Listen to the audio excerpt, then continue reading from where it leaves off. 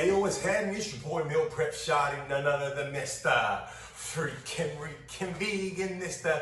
Who wear the short shorts, cause tricking ain't tricking unless you got it. It's your boy, Zayzilla, the plant eating gorilla, coming at you another smooth operator. Shelley, I'm over here at Abuelita's house getting down with the get down, and I was thinking to myself, how can I turn this smooth operator Shelley into a sweet one? By getting my bacon on, I'm not talking about Kevin the actor either, you heard? But the funny thing about this is there's no bacon required. So go ahead and pay close attention because you just might learn a thing or two about how to make no-bake peanut butter pie. I'll let her do it.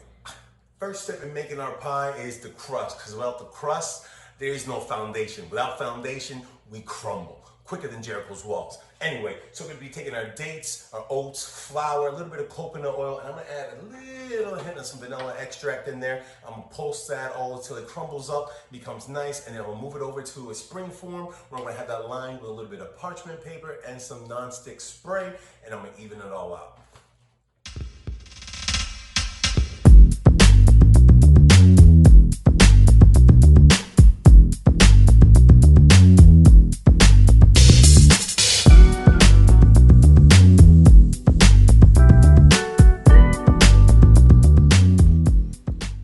And now we have our peanut butter filling. We're gonna go ahead and pour it right on top of our crust. And then I'm gonna go ahead and sprinkle some chocolate chips in there. And I'm gonna set it in our freezer for 4 hours. So 4 hours is almost up, and I'm gonna go ahead and start making the ganache, which is basically just the frosting that we're gonna have on top.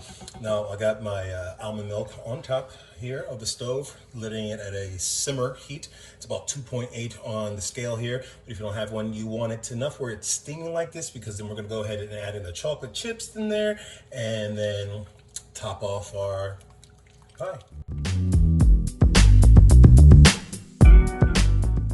Now that we got our ganache all nice and melted in there, it's time to go ahead and pour it on top. We're gonna go ahead and evenly spread it out. May go ahead and mess around and do a little bit of sea salt right on top just to give it a little bit more depth and creativity. But we're gonna go ahead and set this in the freezer for about 20 to 25 minutes so it can go ahead and solidify. Now, if you don't wanna go ahead that route, you can put it back in the fridge. You got to wait about another 2 hours. And anybody got time for that, you heard? So let's do it.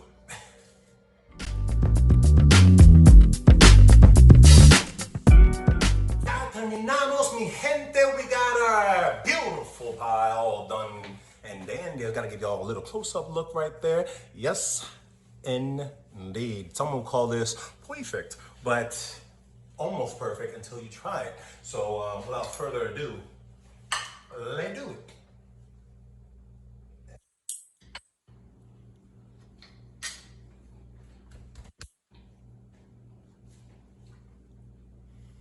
I have to go to the confession box with how good this is, because this is almost a sin.